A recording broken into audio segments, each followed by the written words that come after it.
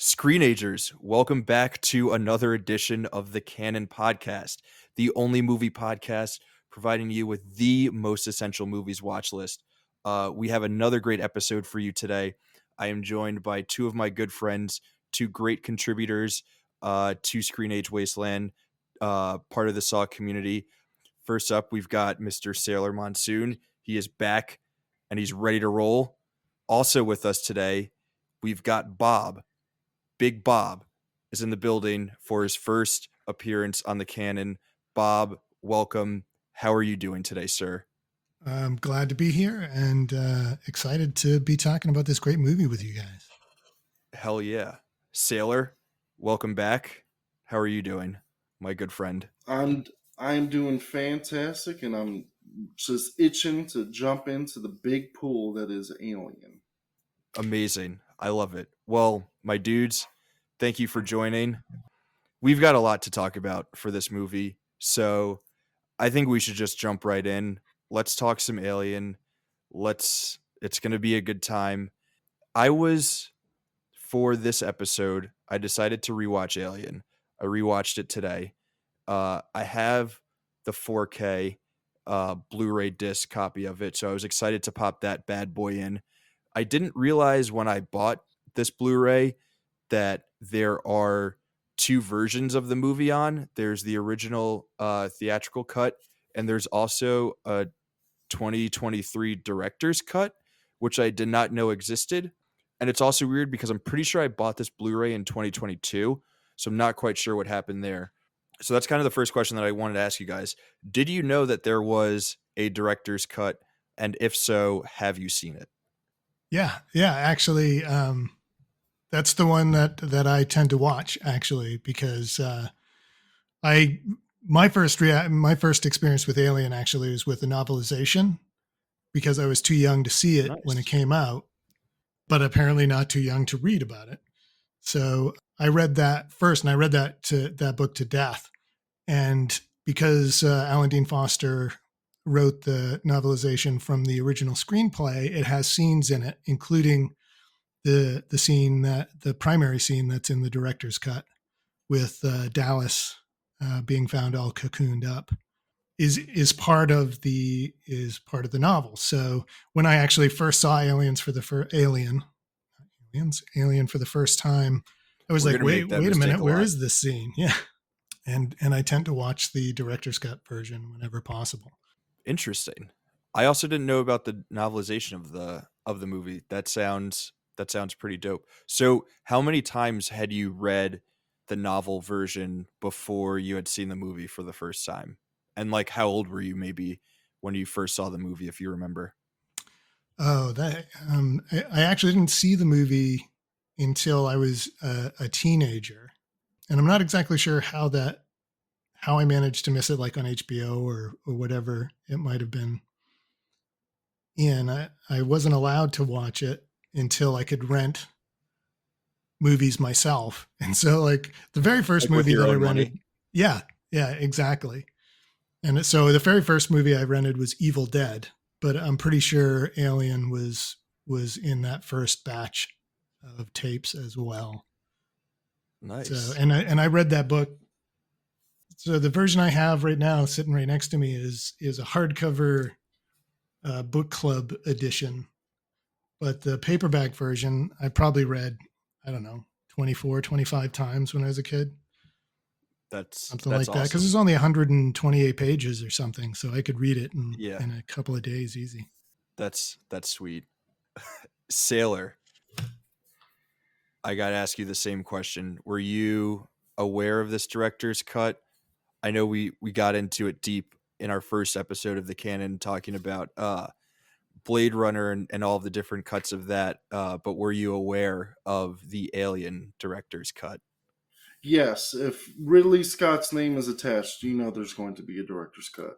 But unlike all of the other movies that have director's cuts, this is actually, I mean, it's an improvement, as are all of his director's cuts. But it's all he does is just cut out the pacing of the tracking shots. He shortens them, and I think he just includes one or two scenes that you wouldn't even notice weren't in the original because you think they are, which is, I think, the crucial scene that he adds in is that Ripley explicitly does not want them on the ship after they leave the Nostromo and then come back. She's like, no, absolutely not. That motherfucker's not coming back on the ship. So I think that's No, the. that's in the theatrical. I swear there's a scene. I'm almost It's positive the there's an additional beat where Okay. I'm not 100 it's percent sure. possible because he did tweak, like the original director's cut is like 5 minutes shorter than the original cut, even though he added new scenes. So he's trimming little things and then adding very tiny bits, like this when Lambert slaps Ripley. I think that's an additional scene. Okay. I know That that sounds scene right. is That in the wasn't what I original, watched. but I know there's more to it to try to just beef Yeah. up Ripley's character. And I think you see, like Bob said, you see Tom Skerritt later. I think that's the scene in the director's cut. Honestly, it's been so long since I've seen both of them back to back. I couldn't. They're so minute, the changes. I just know he really removes a lot of the tracking shots, which don't bother me at all. I don't mind because it's Alien. If you break it down to brass tacks, it's just a haunted house movie. It's just a haunted house movie where you actually get to see the ghost, and the ghost is an alien that you can't get rid of. So I don't mind very slow, methodical tracking shots down the Nostromo or on the planet. Now, having said that, probably did not dig them when I was younger because I am currently listening to Quentin Tarantino's book, Cinema Speculation, on audiobook because my ADHD is Nice. to the point where I can't read shit anymore. So I have to listen to audiobook. It's bad. It's bad. The older I'm getting, I just cannot focus on stuff anymore. So I just pop on an audiobook and I'll play video games or whatnot. And he, in the first 40 minutes of the book, which I'm assuming is the first chapter, he talks about all of the movies he saw in the theaters from the age of like 6 to 10. And he has like a photographic memory of the theater he saw it with, who he saw it with, the jokes that landed, the jokes he didn't get, the questions he had. And I wish I had that because this is a movie that if you saw at a young age, this is going to imprint on you, and it didn't for me. The reason I got back into this movie was actually because of the third movie, the video game based on the third movie of all things. Alien 3 had a video game for, I'm pretty sure, the Super Nintendo and the Sega Genesis. And that game scared the shit out of me so much that it made me like go back and look through the series because the point of that game is you're going around, you're trying to save your missing crewmates or whatnot. And if you don't get to them in time, there will be a little cinematic where a chest burster will pop out of their chest. And it scared the shit out of me. I was like, no! It really made me feel bad that I wasn't fast enough. And I just gave up. I was like, I can't. The weight of this is too much for me. So then I eventually went back and watched it. And yeah, this movie to me is like the Tony Hawk of horror movies, if that makes sense. Go on. Okay. Of all the athletes in the world that you can compare anything to, Tony Hawk to me is the one that makes what he does look effortless. If I look at Muhammad Ali, I'm like, I can't do that. If I watch Michael Jordan, I can't do that. I mean, I can play basketball, I can box, I can do all those things, but I can't do it to that level. Tony Hawk will make anyone feel like they can just get on a skateboard and do whatever the hell he does. I don't know how he does it, but you watch him and you're like, I can do that. And then you get on a skateboard and you break your coccyx, and every time it rains, your bones hurt because you're going to shatter every bone in your damn body trying to do what he does. Alien is very much like that. This isn't the first Alien movie. This isn't the first Alien on a Spaceship movie. There was Planet of the Vampires before this with Mario Bava. There was what is it, Forbidden Planet with Leslie Nielsen back in the day. That this is not the first Alien movie, but this movie did it so well, so masterfully. Where, man, I really tripped over that word, masterfully. That you go, oh well, of course, this is how you do it. This is how you do it. And you just watch and you go, of course, this is exactly how you make an Alien on a Spaceship movie. And yet no one did it before this as well. And everyone that does it as well after is just borrowing from this movie.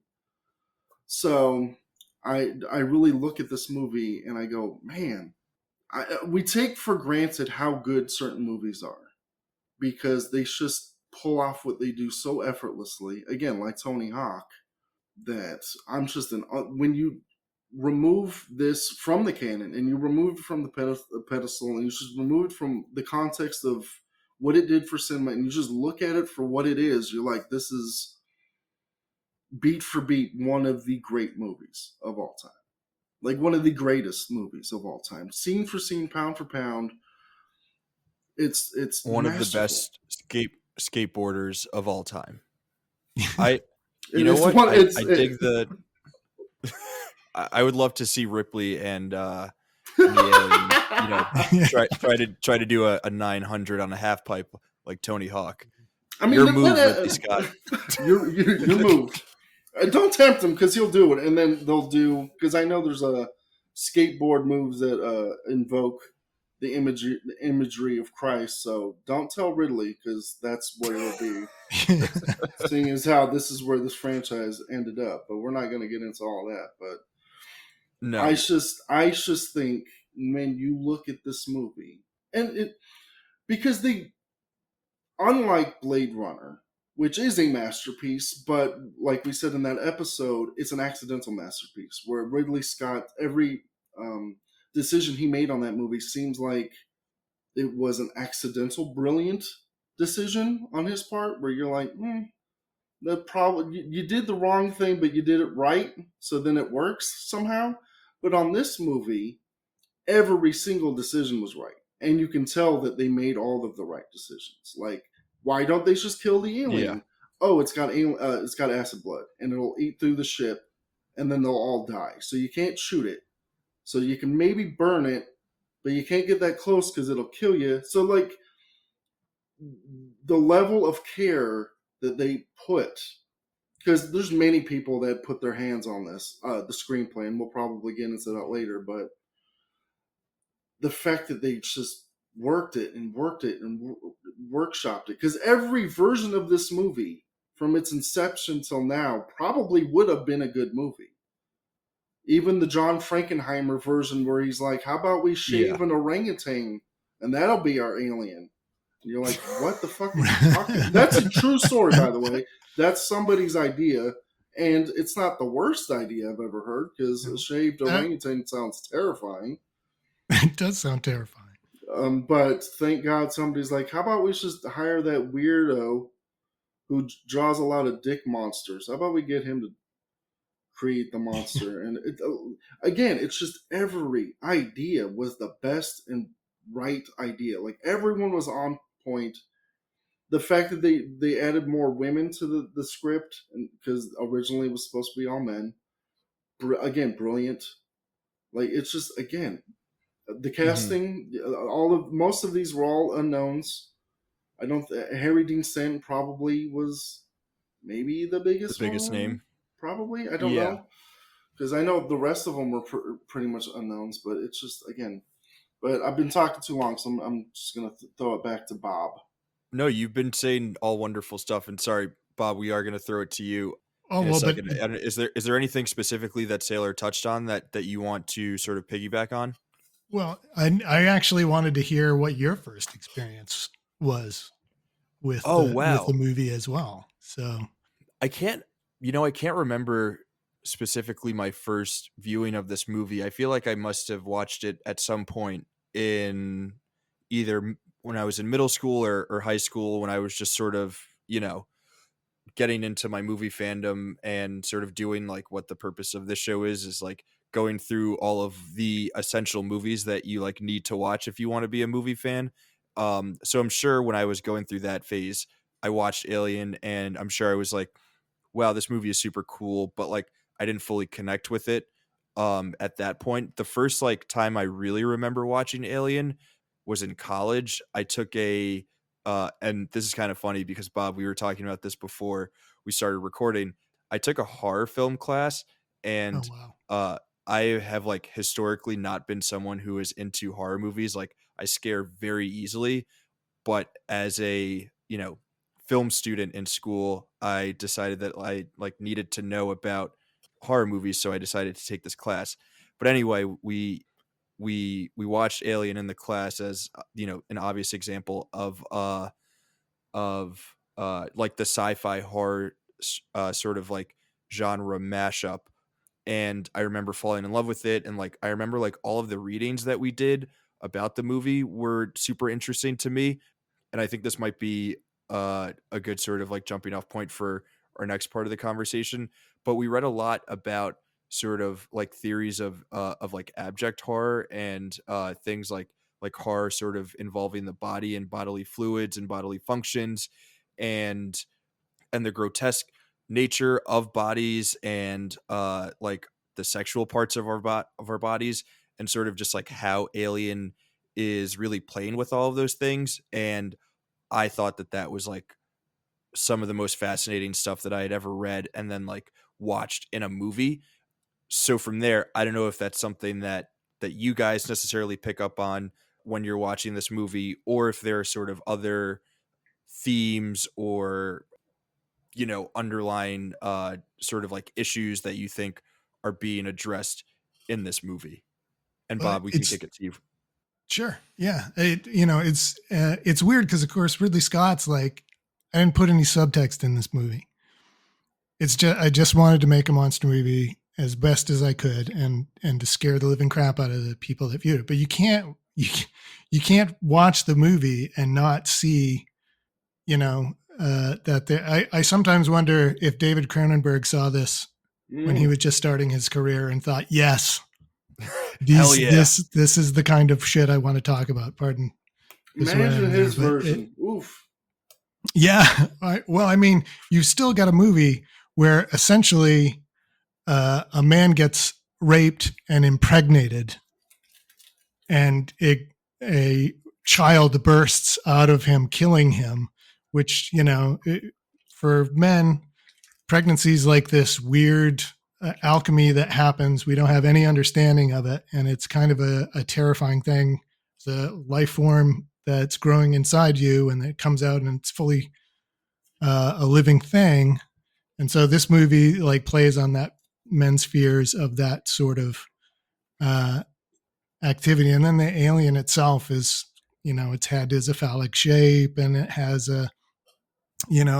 essentially a mouth penis that comes flying out.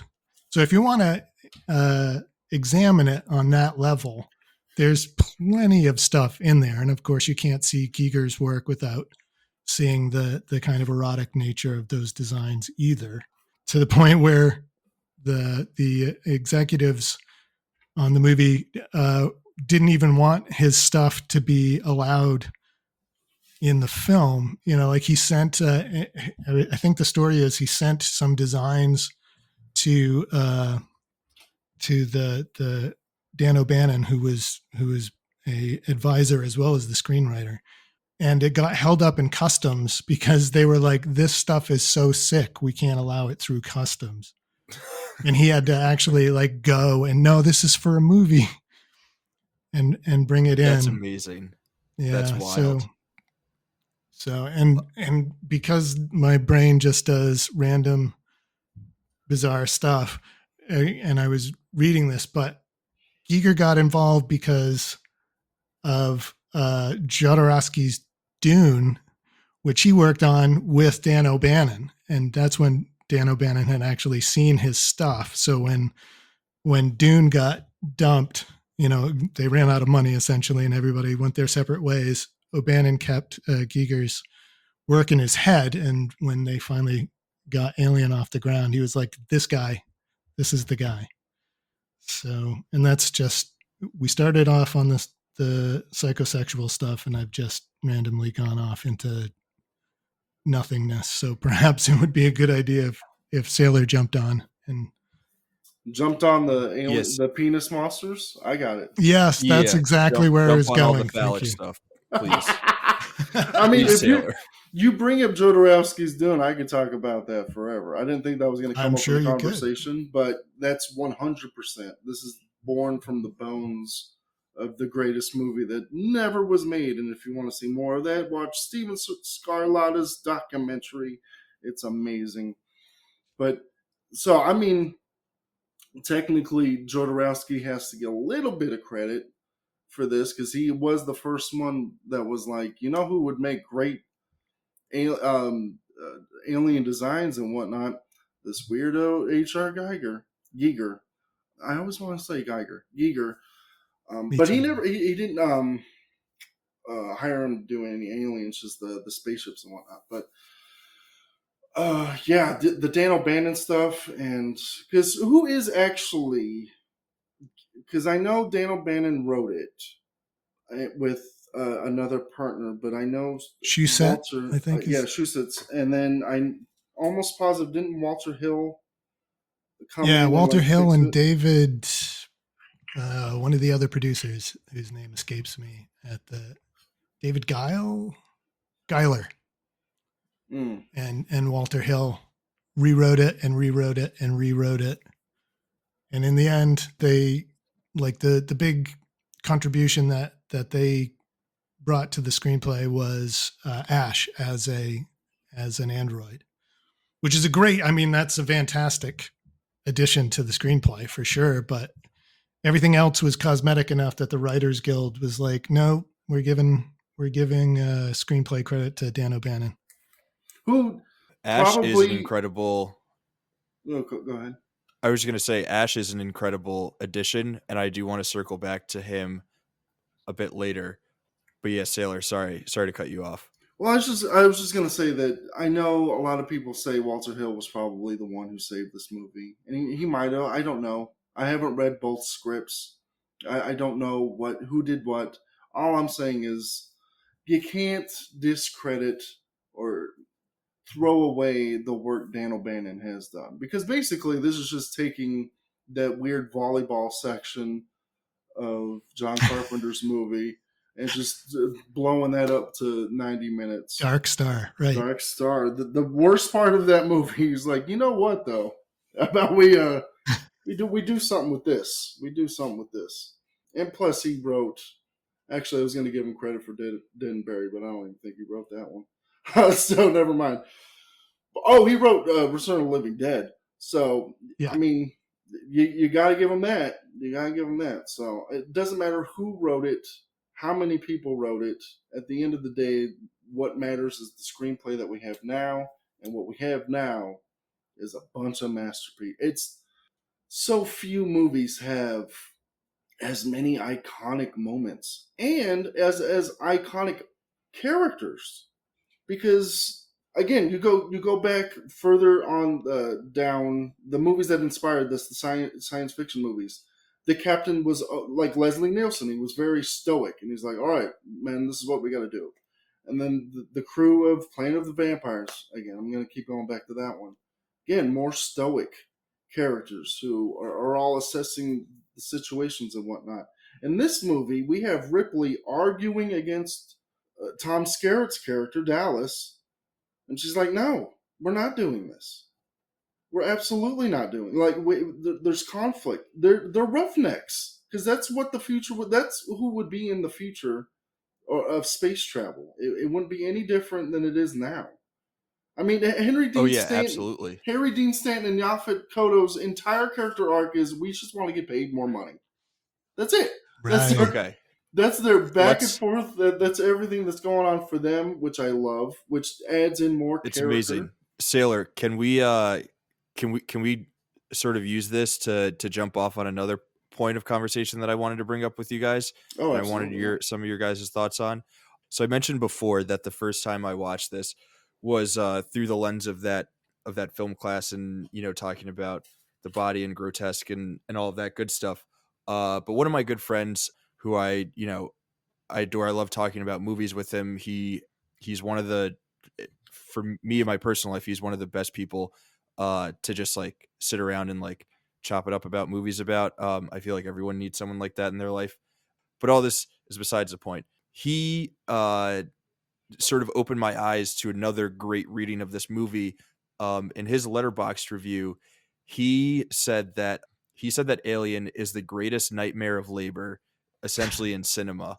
And I had never thought about this as like a movie that is about the horrors of like working class life and what it means to be a laborer, and how sort of capitalism, like how scary capitalism can be in like keeping us down and like throwing us aside as members of the working class. And I was wondering if you guys have ever watched this movie with that sort of reading, if it's something that has come up in your previous viewings, or if you were as blown away as I was by hearing those words put together. Well, I'll just jump in. As somebody who has worked in every single job imaginable, and it's basically the grunt work that Stanton and Yaphet Kotto do. Yeah, I'm gonna say 100% because it's the scariest movie ever if you just view it through the lens of them, because they're the real victims. They don't have any agency on the ship. They have no power, and now they have to deal with a fucking alien when all they wanted was more money. It's great when you view it from them, because the rest of them, because Ripley was right, that they shouldn't have brought the damn thing back on the ship. But it's, yeah, I could see it as a great takedown on the capitalist nature of how going for profits, which I guess is more of the second one with the Paul Reiser character, but I guess that's also Ash who wants the damn thing. Yeah. But he's well, not. that was sort of. Oh, go ahead. I was going to say that was sort of what I wanted to circle back on with Ash. But finish your thought, and then we'll get Bob's thoughts on this whole sort of thematic reading. No, I guess that's all I have to say. I think Paul Reiser's character is more that. I think that's why his character is so great and slimy in that one. Which again, we're not going to talk about that one too much, but that is great that he's like, yeah, I work for a company who just wants the damn thing. Ash is interested in it, much like the aliens that'll come later, like David, the Michael Fassbender character. They're just fascinated by it. They're like, man, this is thing. So they just want to see what it can do. The fact that Paul Reiser's like, yeah, we can make money off of this, that to me is the real evils of capitalism. The future is the same. Even this is like 700 years in the future, right? And yet nothing ever changes. It's all about the bottom line. Damn it, Utani. Always. But I agree with you that it's not something that I necessarily thought of when I'm watching it. But when you bring it up, it is, absolutely an obvious thing. And even to the point where, part of how, quote, the man keeps you down is they play you off against each other. So technically all of the crew are really blue collar workers, even though you've got middle management with Dallas and Ripley and supervisors and but then you've got Brett and holy crap, Brett and somebody save me here. I don't know the characters. The Sailor. Veronica Cartwright character? Parker. Sorry. Parker and Brett are like they are the lowest on the totem pole, to the point where like they're even relegated to the lower section of the ship, almost like they're Morlocks or something. And they're, tilted against the others where they only get half a share and you get a full share. But in the end, they're all disposable to the company. So, and the company keeps,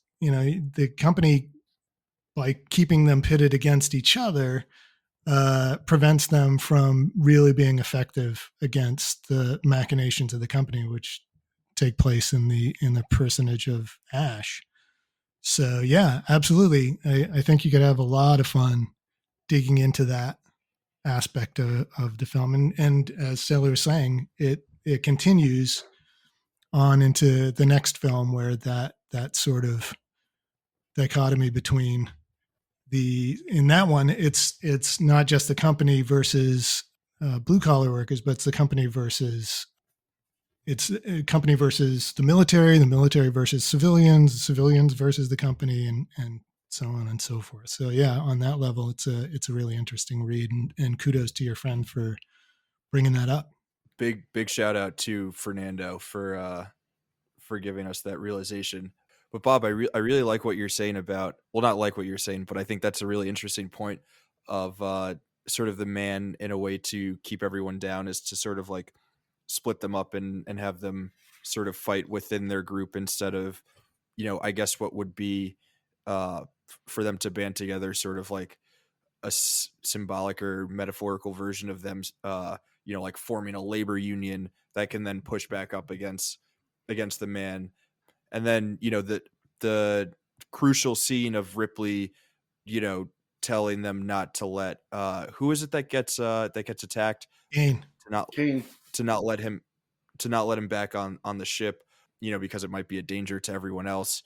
And I totally lost my train of thought, but that scene is sort of like highlighting the infighting between the groups as opposed to, putting their sort of like personal self-interests in opposition with each other as opposed to align with one another so that they can all sort of get out in a better way on the back end. But yeah, that really blew my mind when I read that he wrote that. In terms of sort of other kinds of like readings that we can take of Alien, we've sort of talked about the like super psychosexual. We've talked about this in terms of being a movie about laborers, but then there's also like a lot of themes of like the maternal.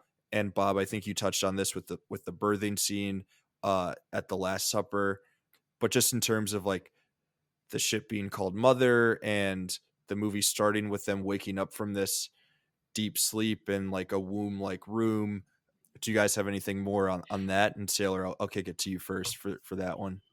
I'll also add in that she's trying to save a baby, which is that cat. Other than that, yeah, you've nailed all of the. I mean, there's no other reason why she would want to save that cat other than it's a good boy. Yeah, it's funny for a movie that Ridley Scott said there's no subtext to this. There's like so many themes and motifs going on and visual. I think he just works on a subconscious level that he even accidentally doesn't know what he's doing when he's doing something great. She's like, no, I didn't do nothing. And it's like, you did everything. What are you talking about, Ridley?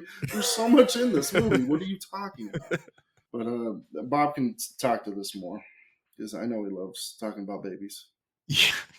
If there's one thing that I love talking about, yeah, I do think that you kind of covered it with the description of birth and mother and them being born at the beginning of the movie and that cocoon. That's the great thing about this movie is that it in the spaces between everything that's in was intended by the creators, there's all this space for us to kind of put our own interests and fears and sometimes I think like we always look at movies or books or any kind of piece of created stuff as a like a presentation of what the creator thinks about it and what the creator intended. But I sometimes feel like this stuff is actually just a tool for us to use to put our own interests and concerns and desires and wants onto things. So, and really good movies like this are the best kind of tools because you can find anything that you want in a film like this. Yeah, So, absolutely. that's there is great, but you could look at it as of course I can't come up with anything else that I could think of to interpret this movie as now. Maybe somebody could talk about the class struggle as put in between the Soviet Union and the United States, as represented by Ash as corporate, as the capitalist society, and the alien as the ultimate proletariat. I don't know. That's a hell of a. I wish I had the brain power to formulate something cohesive about that reading, but that would be rad. I'm actually going to jump in real quick and ask you guys: have you seen the documentary "Memory: The Origins of Alien" from 2019? I have not. No, Oh, I it's haven't really good. either. It's on. Yeah. Tell us about it. It's fantastic. It's on Tubi. It doesn't. It's interesting in the fact that it doesn't talk about the making of the movie so much, but it traces back the origin of the idea of things. How certain movies will tap into the collective unconscious and expose fears that are prevalent from all the way back from H.P. Lovecraft to Francis Bacon to the Greek Furies, and how we've always been afraid of specific things like the tall. Because if you look at the xenomorph removed from his phallic shaped head, and you just remove that, he's just a tall, lanky, shadowy type thing. He's like an amorphous shadow, basically. And it just traces back to like why do we all have that fear? I mean, because you can even trace it from that to like Slenderman, which is the new internet boogeyman, and that's not. How is that any different looking than what a xenomorph is now? It's a really interesting documentary that really gets into the origin. What's wrong with tall people? Man, y'all are scary. Y'all are gonna lick my head. I don't like it. What y'all doing up there, scheming? Don't like it. I mean, because you look at the aliens, and I don't mean the aliens in this. I mean in just popular culture or in real life, rather. There's two different types of alien. They're the small little grays that we've seen a million times, and then there's the bigger ones, the tall whites. And those are the ones that are usually the scarier ones that people, if they ever encountered them, are the ones that are encountered. And again, it's like, why do we have these collective fears that these different people in different civilizations and societies that would have no connection or to each other all have these same similar fears. So that's what the documentary gets into. It's really fascinating, and again, it's on Tubi, so I highly recommend. Yep. If you've It's seen on all, Shudder. Oh, is it on Shudder? Yeah, there's probably probably on multiple places. Yeah, it's on a bunch of different places. Yeah. Definitely added to the queue. That sounds awesome. That sounds sweet. Nothing about the proletariat or babies though. So if you yeah, no, that's just an example. Like you could probably do one with Snow White and the Seven Dwarfs because, of course, there are 7 cast members, and I'm just saying that there's room. There's room. There's room. there's room. It contains multitudes, is all I'm saying. Oh, well, speaking of room, and I guess that's kind of going to be my segue. Do you think that was smooth? That was seamless. It's smooth. Do you think there was room in the conversation for this at that time, 1979, for this to be nominated for Best Picture? Because I'm looking at the nominees, and Best Picture probably not, because that was a stacked category. But why was this not? Well, we can go through because there was Apocalypse Now, Norma Ray. I had it up, and I don't have it up anymore. Give me 2 seconds. I think all that jazz, Breaking Away, and Why Won't IMD Load Faster for Me? The Best Picture was it Deer Hunter? That was Deer Hunter, wasn't it? I think that was a couple years before. This was the winner was Kramer versus Kramer, All That Jazz, Apocalypse Now, Breaking Away, Norma Ray. That's Alien probably couldn't have nudged any. Actually, I think the winner was actually the worst one of those bunch, but whatever. But director, which is slightly different, Robert Benton won for Kramer versus Kramer. Bob Fosse was nominated for All That Jazz. Francis Ford Coppola, Apocalypse Now. Peter Yates, Breaking Away. And Edouard Mélanar for La Cage aux Folles. Really? How did he? What? Like, how did he wiggle his way into that? You're gonna tell me? And I've seen La Cage aux Folles. That's the movie that Birdcage was the Right. remake of. It's a fun movie. It's a fun movie. You gonna tell me that was better directed than Alien? Come on now. And this isn't gonna be me on In soapbox 1979, it was. in 1979. Yeah, I mean, it's Yeah. Yeah, they it's weren't going to do a genre film for any of the big in I 1979. No way. Yeah. I But only I one is in the canon, so that who is gets the true. It's last laugh? definitely not La Cage aux Fall, but I just don't It's true. understand. I understand the Academy has like a hard stance on genre and horror, and sometimes most of the time science fiction, which falls under the genre. But I don't understand how any Academy member watching this movie, 1979, because this isn't Texas Chainsaw Massacre, this isn't Psycho. These aren't movies where like no, that's not going to get in. That's too violent. This movie isn't that violent, other than the chest burster scene, which is as violent as any moment in cinema can get. Outside of that, every other death happens off screen. The xenomorph in this movie is only in it for 7.5 minutes. The rest of the Yeah, movie I is was just gonna. tension, and you can't tell me that expertly directed scenes of tension, waiting for something to happen, when very little actually happens in this movie. When again, the xenomorph is only in it for 7.5 minutes. You got to maintain that suspense and tension somehow, and Ridley Scott does it. So I don't understand how an academy can watch this movie and be like, yeah, but Lakaja Fall. It's like, what are you talking about? I don't.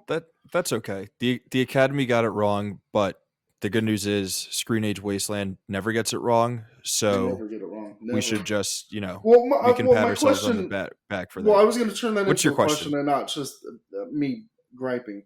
Do you think this movie would have a better reputation, even though the reputation is stellar and unimpeachable? Do you think it would be even more if it was nominated, like Silence of the Lambs was nominated for everything? Do you think then this would be in a different category, or would it be the same and have no bearing on its reputation at all? Bob, do you want to take that one? Wow, it's hard to say because you can foresee a alternate timeline where Alien gets nominated for, if not Best Picture, but maybe Best Director, and then how does that change how the '80s treats science fiction and horror movie directors? I mean, we, Sigourney Weaver finally gets nominated and wins, right, for an Oscar for Aliens, right? She's nominated. I don't Because think she wins. did she not win? I thought she won for some You're reason. gonna make me Perhaps Google. just in my heart. It's just in your Uh, heart. yeah, but maybe she wins instead if Alien has given some weight to the genre that it didn't get because it didn't get nominated for pretty much anything. So, yeah, I do think it would change things, and I think that it would be, yes, this was the first genre film that got this sort of recognition, and then everybody would be looking to be the next Ridley Scott. So, yeah, what would that world look like? What would would we just end up with a ton of even more alien ripoff films than we got? I don't know. Even more. I mean, there are so many alien ripoffs that it constitutes its own legitimate subgenre of film. There are I so many agree. movies. So maybe we would have gotten better ones. And quick correction: she did not win Marley Matlin for Children of a Oh, Lesser God, which she never had a chance. She had that in the bag. So, yeah. Yep.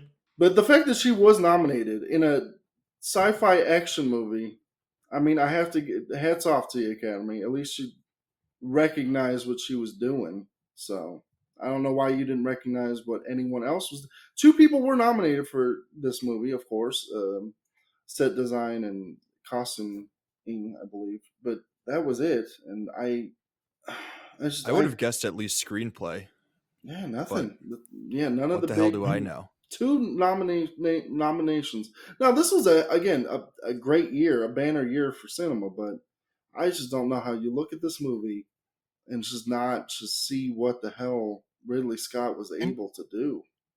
and can we just say, that this movie did as well as it did and came out as great as it did for a movie that had basically been sold to Roger Corman to make a quickie out of when before Walter Hill and his Brandywine production company swept in and snagged it up because Star Wars had done so well and they needed science fiction films. But sometimes I wonder, what would this film have looked like had Roger Corman been the one that produced it? Well, I can give you that answer. I'm pretty sure it's Forbidden World, and it's fun, but it's it ain't this. It ain't this. So thank God Ridley Scott did it. Now, can we talk about that chest burster scene?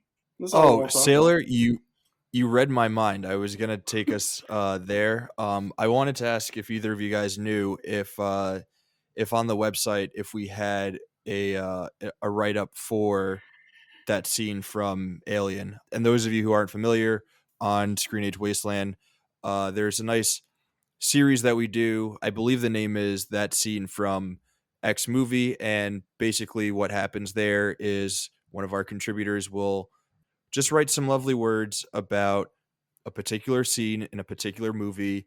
It's usually a very iconic scene.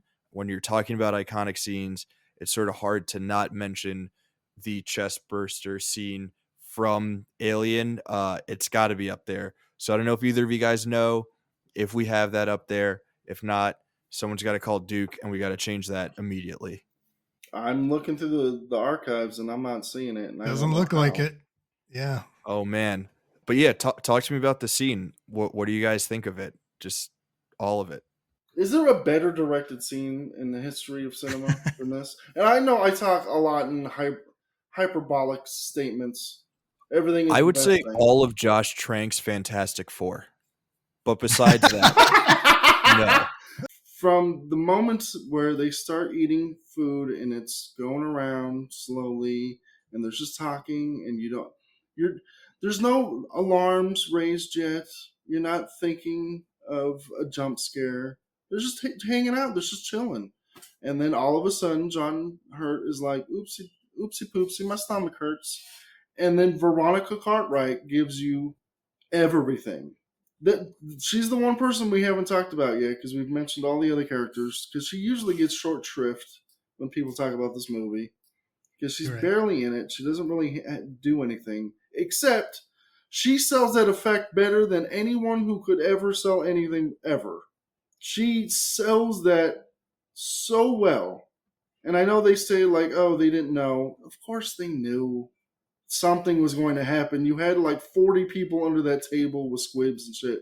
They didn't know exactly what was going to happen, but they knew something was going to happen. But still, man, does she deliver a scream and the blood and then it's just on the table, scampers away, and you're like, okay, now what the hell is going to happen? Then the movie opens up in a way that few movies have ever just dropped a bomb in the middle of their movie, and you're like, all right, now deal with this. You're like, what? This thing can rape you and create a baby? It's insane. This is crazy. I think, Bob, and I'm going to kick it over to you in a second, but I think one of the craziest things about this movie is that, yes, it is a slasher film in space, but we don't get a slasher until an hour, maybe maybe it's 55 minutes, but it's at least the halfway point before things really kick into gear. But I think it's after the hour mark, and then at that point you only have about 45 minutes of movie left, and still it's amazing. And like everything leading up to that point is also great, but then obviously, after that scene, things sort of kick into gear. But yeah, Bob, what do you have for us on the infamous Last Supper scene? Oh my God. Of course, as I said at the beginning, I had read the book, so I knew it was coming the first time that I saw it. And you'd think, oh, well, something bursts out of Kane's chest and it's a little alien looking dude and he flies off the table and you'd be prepared for it. And I was not freaking prepared for that scene despite that. And so I think that's in a very tiny way had the same kind of experience as the actors, in that, something's coming, but the way it was done was just so freaking amazing. And the cutting is exceptional, and the acting is exceptional. But, watching it, I just watched it again today. And the thing that gets me are tiny little things like the way that Ian Holmes' Ash, he's doing the smiling with his face, but not with his eyes thing. And his eyes keep darting over to Kane like he knows something's coming. Mm. And that's nothing that I ever really noticed before, but it's pretty sinister looking at it now. And yeah, Veronica Cartwright is really undersold as an actress for this movie. I love all of her line delivery, even from the beginning with the Ripley going, "That's not our system," and her going, "I know that." She's got some great line readings in this, and is an underrated actress. So, and the scene is the capstone scene, right? So I it's the also one that want lives to. on. It's if this movie didn't have that scene, it still would be an all-timer. So for this movie to also have one of the all-time great, you're like, man, some movies don't even have half this. You have all of this, and I just want to. If you are a fan of Veronica Cartwright in that moment, and you're like, man, I want to see that again. Just check out the movie that came out 4 years after this, Nightmares, which is a horror anthology. All I'm going to say is she gives the exact same freak out performance, but instead of a chest burster, what the camera then pans over to is a giant rat. And you're like, oh, Veronica would just give you 100%, even if the movie wasn't. So God bless Veronica. It's so funny because she's trusting the director to really deliver an image worthy of her, and man, do they let her down, because she's giving it everything she gave Ridley, and yet cut to a giant, ridiculous looking rat. But in this moment, it's cutting to something worthy of that scream and that, oh my god, like and then from It's there, incredible. yeah, no one, you don't feel safe, because then you really like, who is the main, and then they kill off Tom Skerritt, who you think is probably going to be the lead. No, he's gone. And then they have another twist, which I'm going to just segue into that, the Ash twist, that he's a cyborg or android, whatever the hell he is. Fucking great. And the way he tries to kill somebody by rolling up a magazine and shoving it down the throat, like, that's such an efficient. Dude, more grotesque. He like tries to sodomize her to death. Freak. right, it's a porno mag, right? So Is it really Yeah. a porno mag? it is a porno mag, and No shit.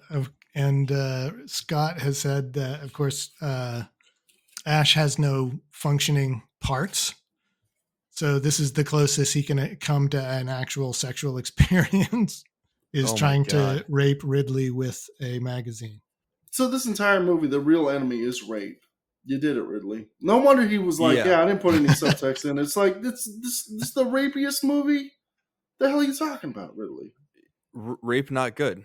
Rape not good. That's what we get from Alien. Rape not good. Thank you, Ridley And Scott. That's going on the And t-shirt Josh- right there. And Josh Trank's Fantastic Four, ironically. So- Rape not good.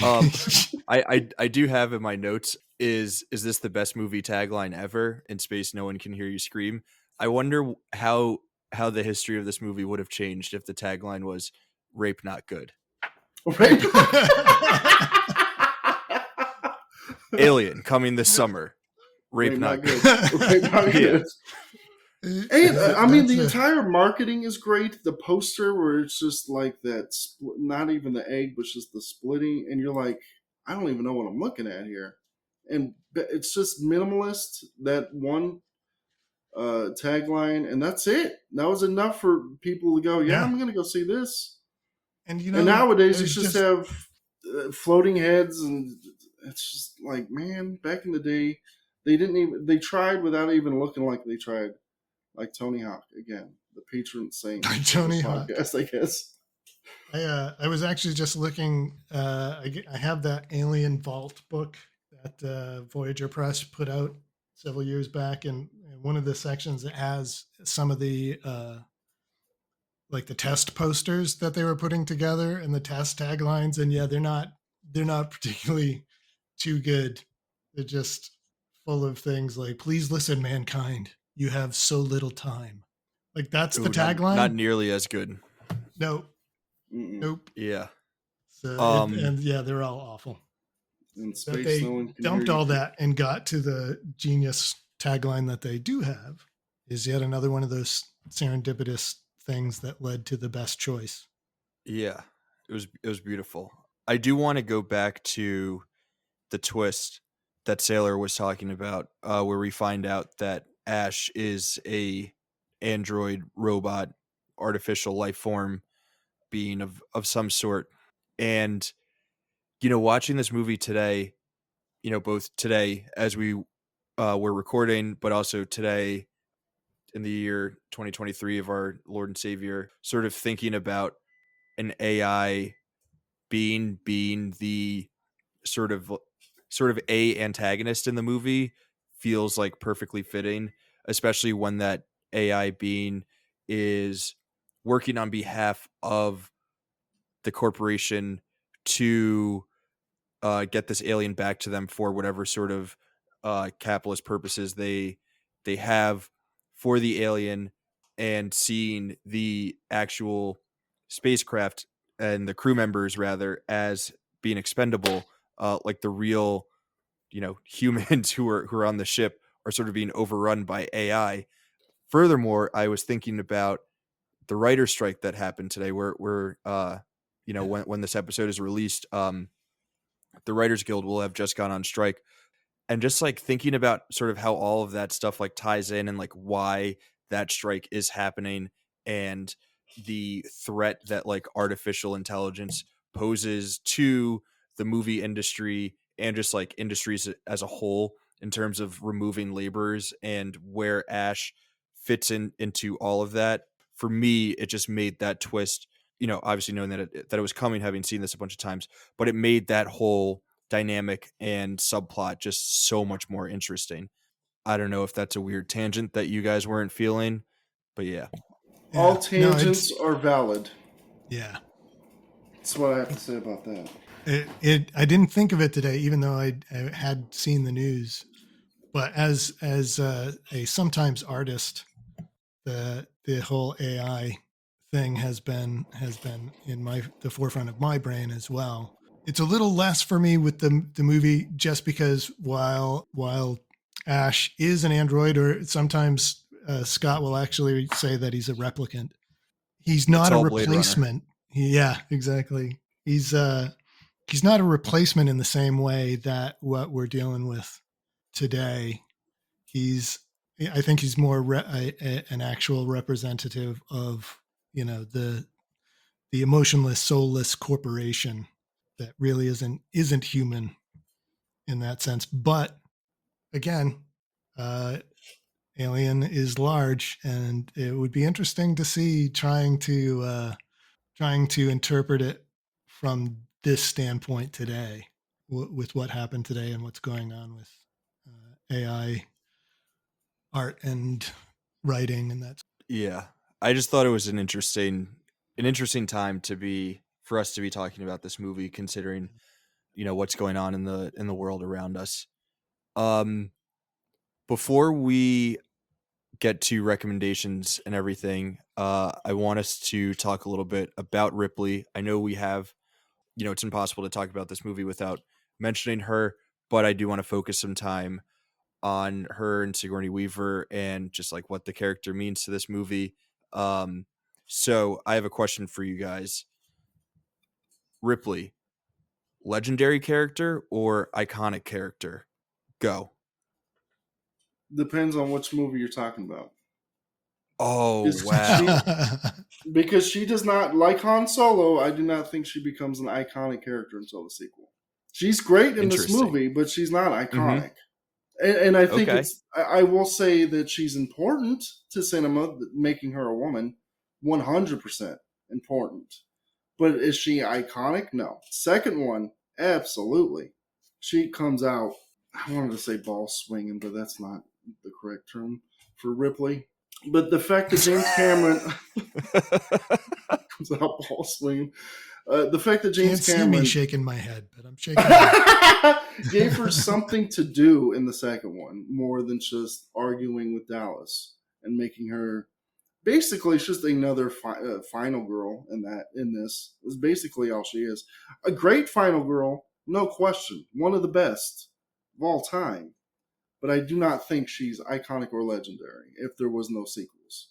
No one would dress up like Interesting. Ripley because of this. No one would Mm-hmm. quote Ripley because of this. It's the second one that really. But James Cameron, I don't think she would have been iconic or legendary if she was the dude either.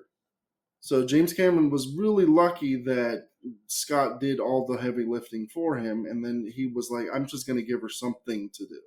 And now that she has something to do, not that she doesn't have a lot to do in this one, she just has more to do in that one because she is protecting Newt. And now you're like, "Oh, now I'm invested more than I was when she's just protecting herself and a cat."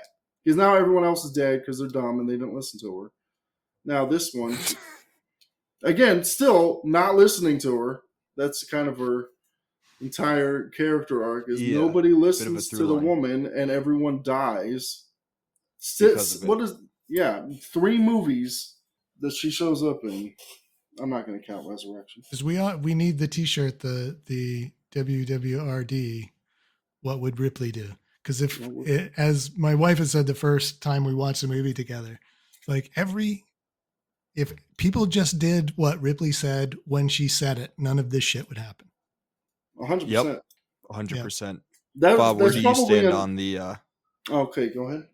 Where do you stand on the legendary versus iconic? I hate to say that I agree with Sailor on this, but I kind of agree with Sailor on this. I mean, I think that the character was always going to be with her in that role. It was always going to be important. And if she never did anything else with it, people would still point back and say that was a classic and amazing role and important.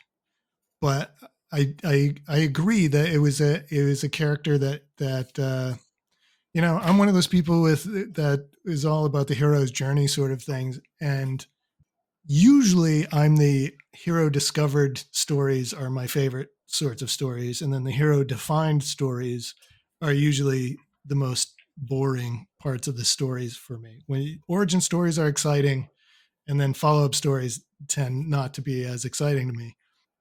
Ripley's story is the exception to that because the origin story is super cool and exciting, but it's not really her story. And then Alien is when she really becomes Ripley, in uppercase, all uppercase letters. So yeah, I agree with Sailor on this. Okay. For you? that question, I may have just been pulling from sort of zeitgeist knowledge of what Ripley becomes in the second one, but I'll take it. I'll take my L and I'll eat it. No, but I think, do you actually think that she's iconic in that role from the beginning?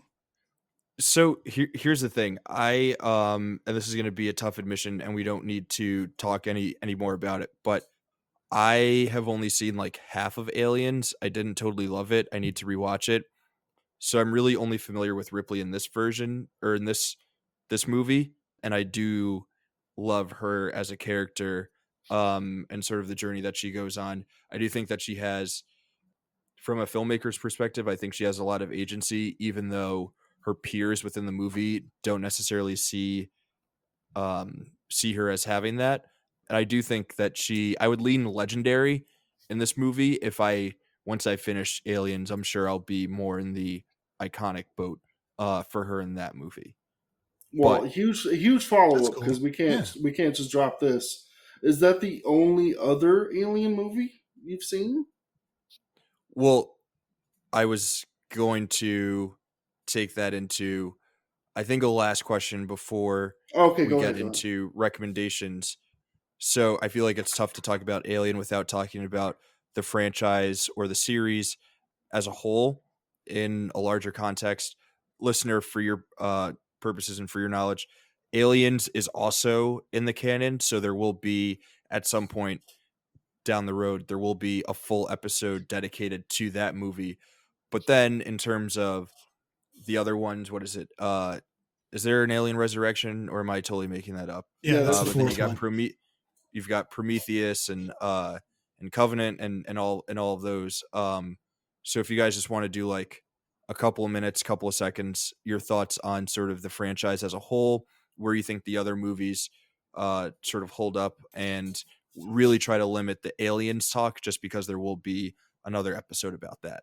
Yeah, Sailor, I'll where you rank them? well, it's the first two, and then the rest are like whatever.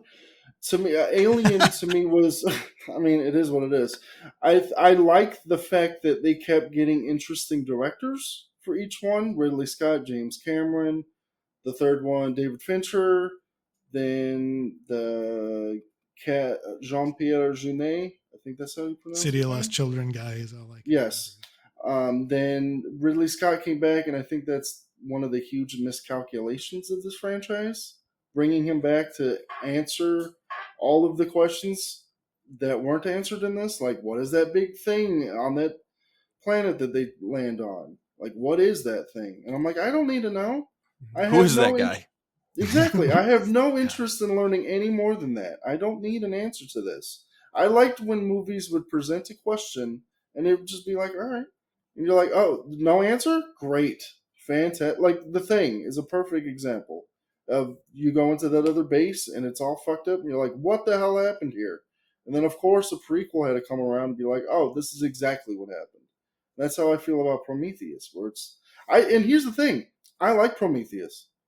I think is the third best one. I know everyone. I don't know why people shit on it as hard as they do. I know all the characters in it do stupid shit, but I'm like, and like characters do stupid shit throughout this entire franchise. I don't care about that. Everyone's super smart in this first one. Yeah, they're all making great grade A choices throughout the. Like I don't know Yeah. why they focus on that one at where the characters, but once you dig into this franchise, you're gonna be like, man, this is a wild, wild franchise Yeah, because it goes and down then if some. you do, that's just if you stick with the movies, because there's a whole extended universe of comic books and novels and video games and stuff.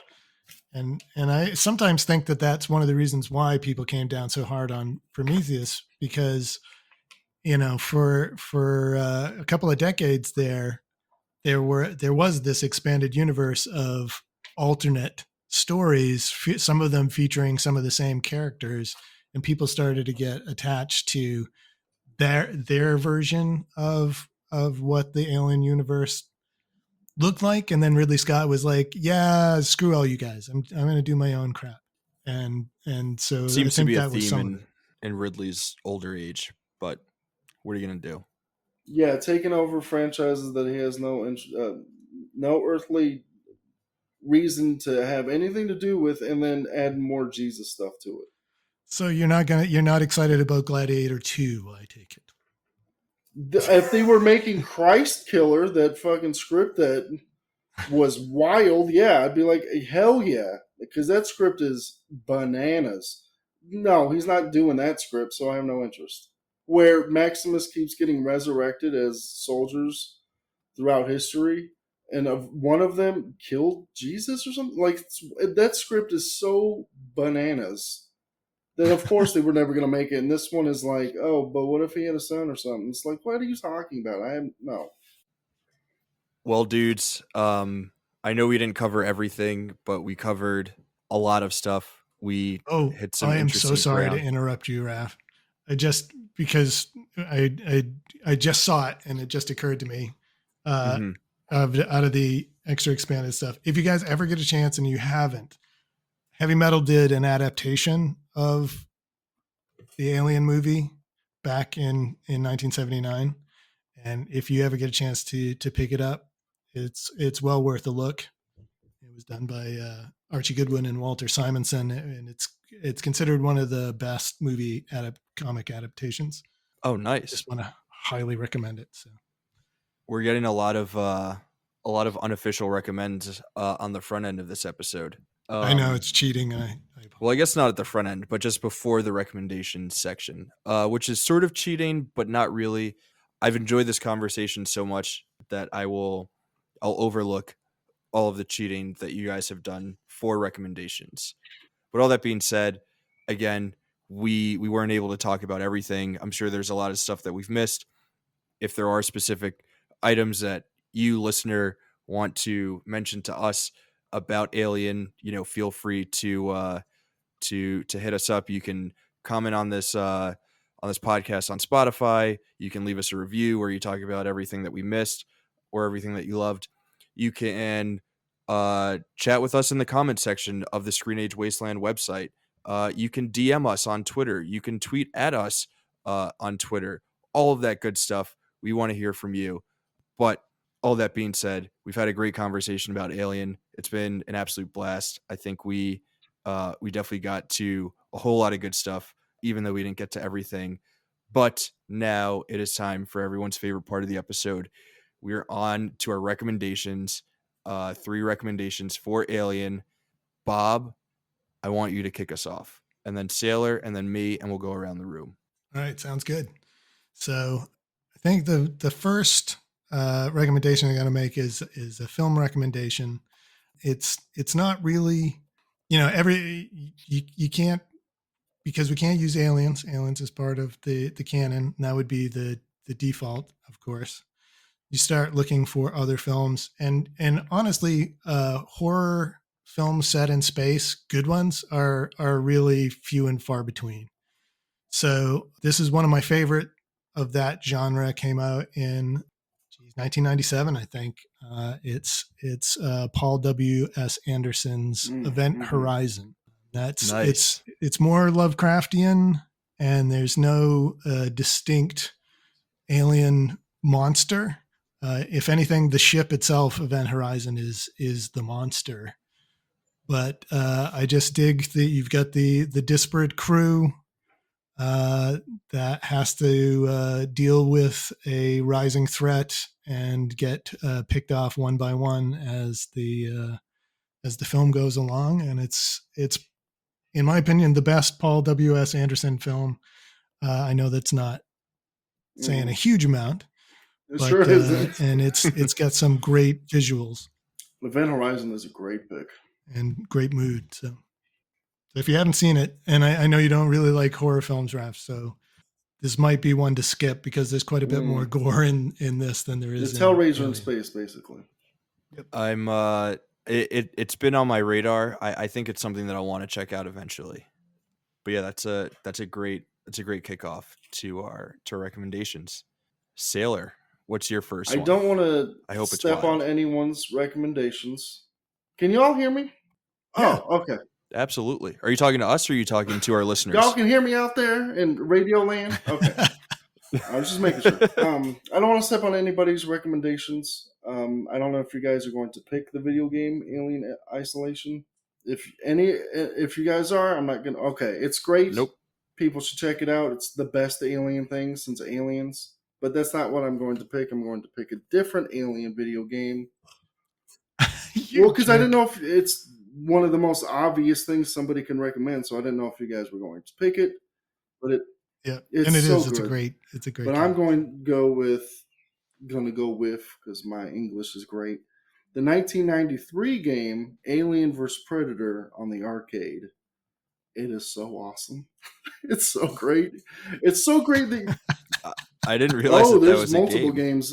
None of them are good except this one. It's an arcade beat 'em up with a giant dude that looks just like Arnold Schwarzenegger, a girl that kind of looks like Ripley, and a predator. 2 predators. So, and then there's just fight nothing but xenomorphs. It's a great beat 'em up. It's a great quarter muncher. And of course, you're going to play as the predators, killing all these. And it's so good that you're like, just make this into the movie. Just do this. Why is it so hard for y'all to just have predators fight aliens? It's a slam dunk idea, and yet nobody can do it right except people who make video games. Alien vs. Predator, you can find it. It's fun. I love it. That sounds cool. Yeah, that sounds sick.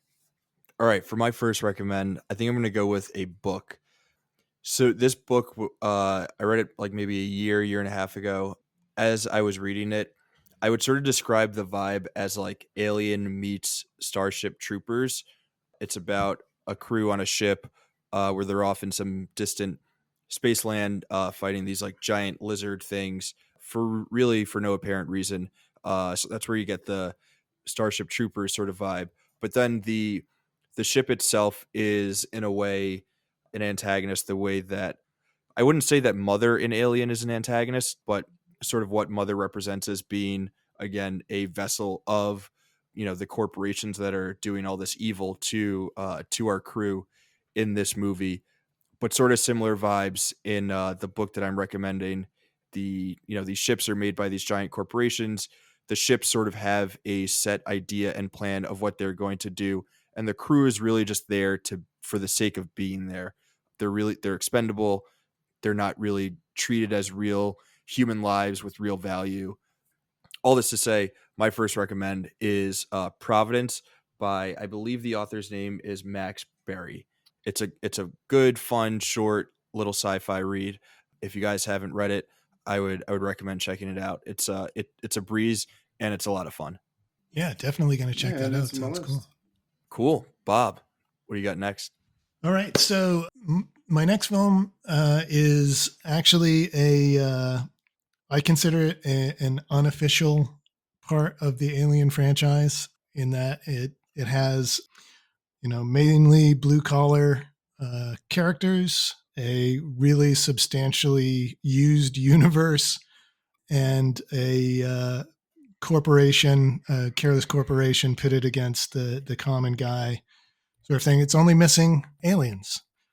And it's also nowhere near as good as Alien, but I still love this movie a lot. And this is Peter Hyam's Mm. Outland, which came out in 1981. It really took that dirty used universe aesthetic that Ridley Scott perfected in Alien and just expanded it into a mining facility on the moon of Io, and it's got Sean Connery as a sheriff. It's high noon in outer space.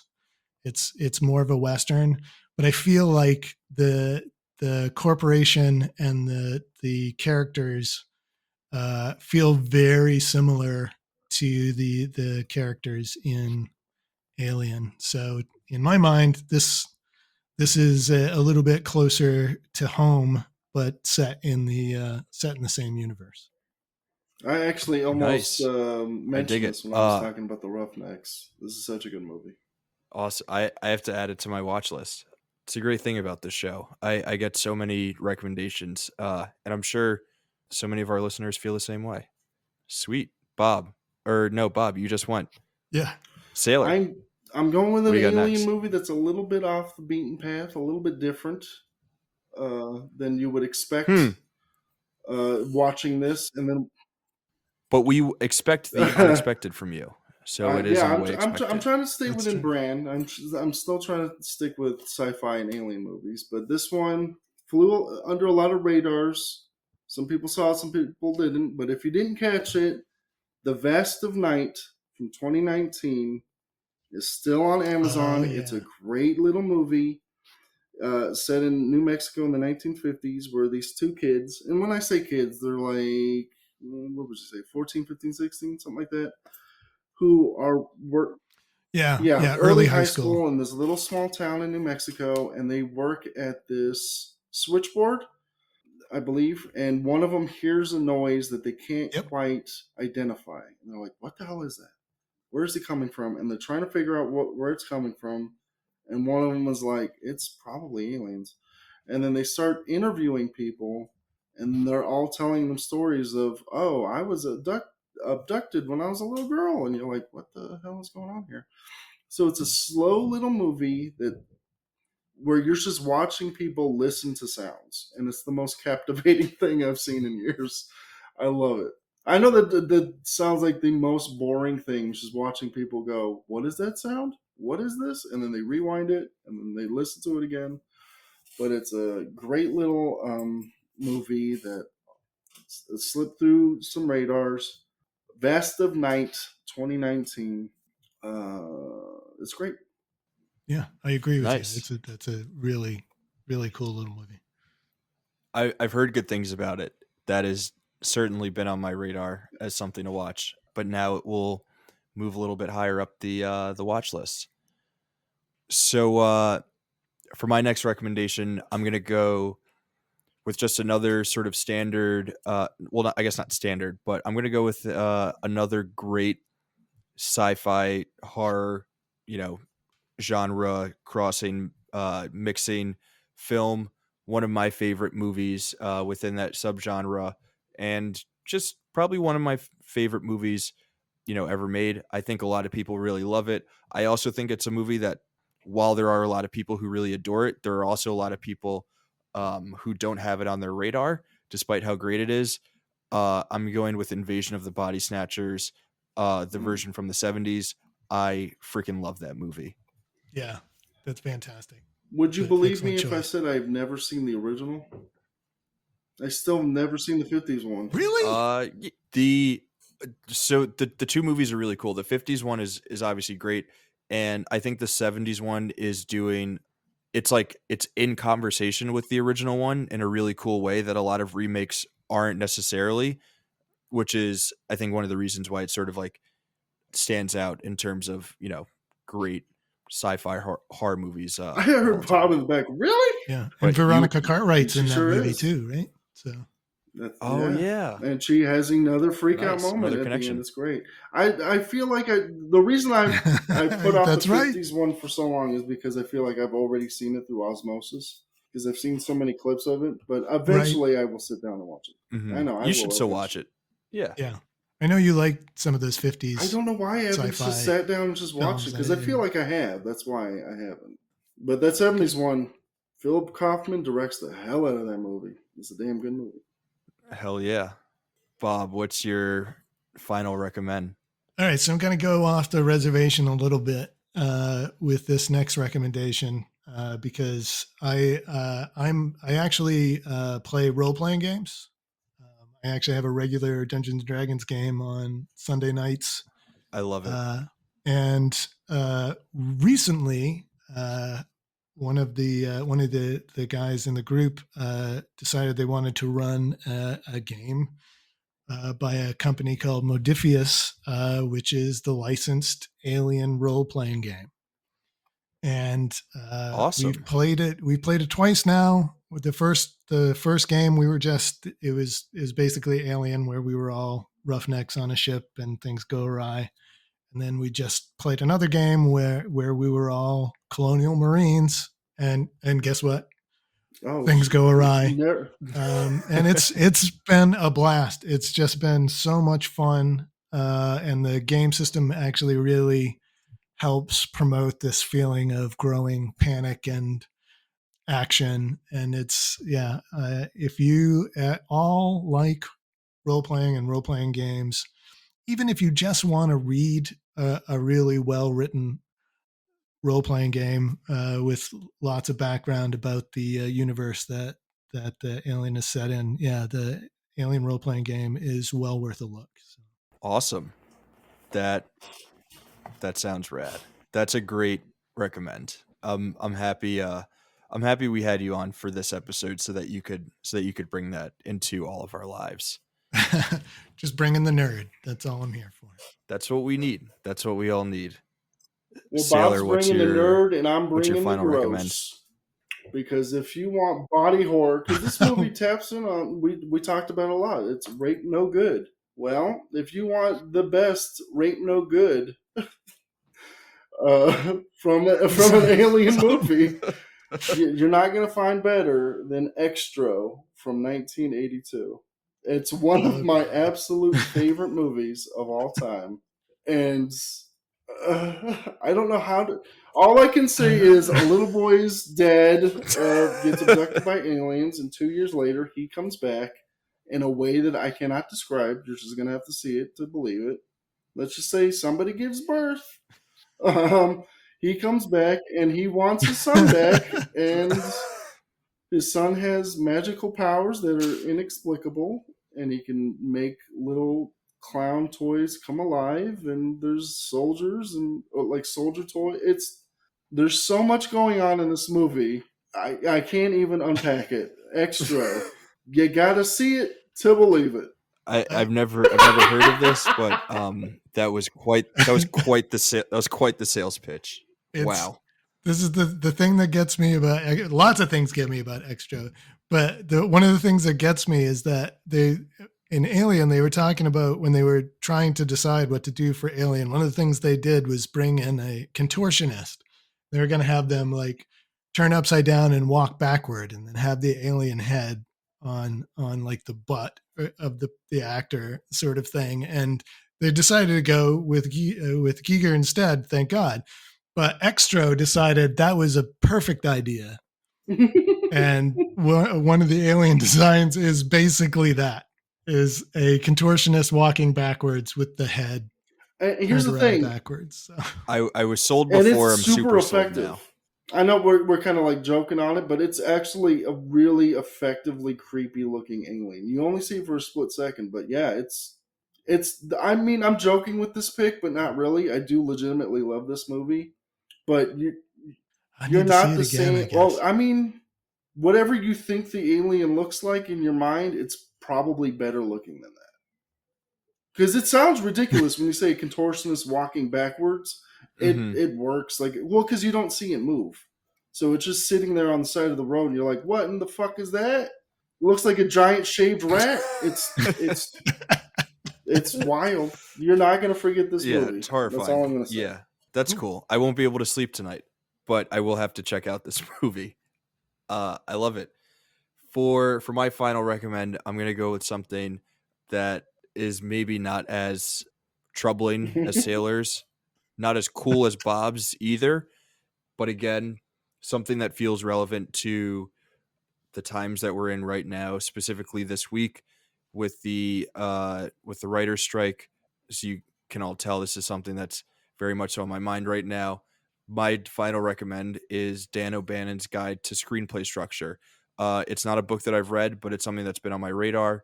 I find the construction and writing of screenplays to be something that is very interesting. I think writing is a beautiful art form. I think writing for the screen in particular is, a uniquely beautiful art form.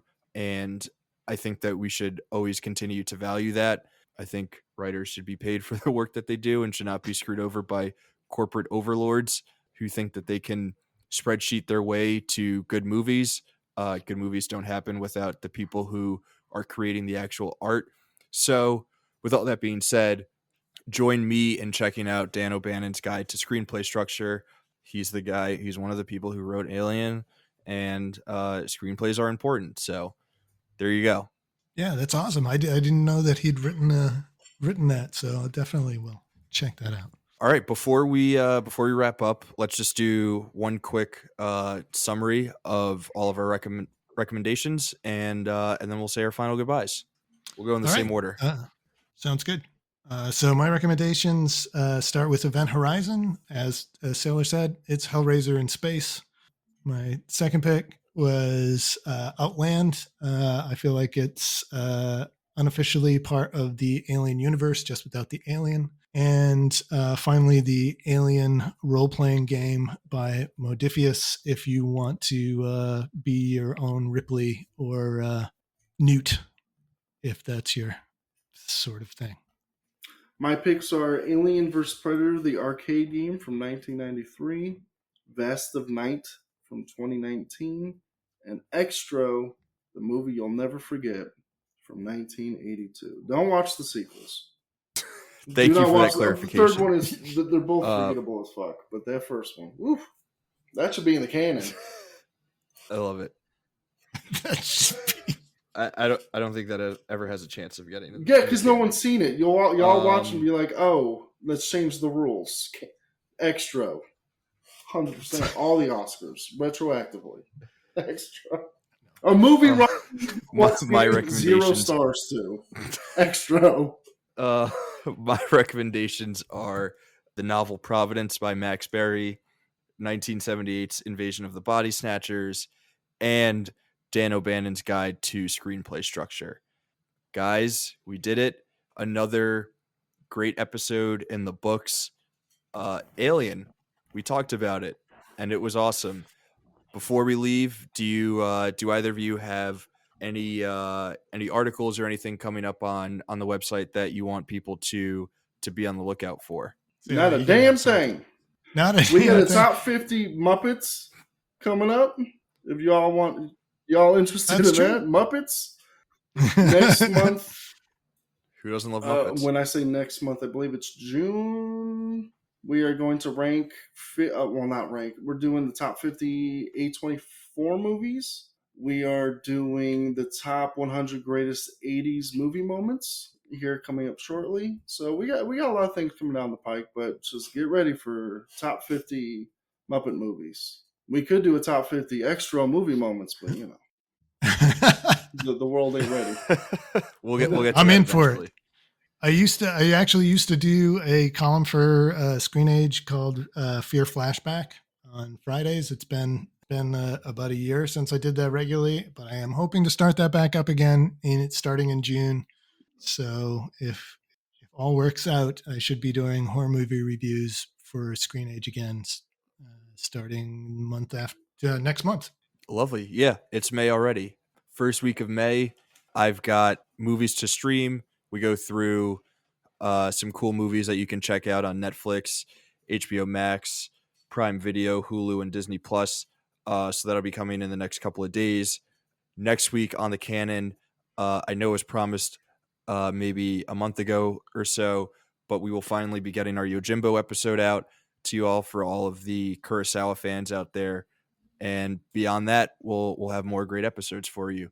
Bob, Sailor, thank you guys again for joining me. This has been an absolute pleasure. Listeners, thank you for listening. We always enjoy chatting about movies for y'all. Thanks for having us. Yeah. It's been awesome. Until next time.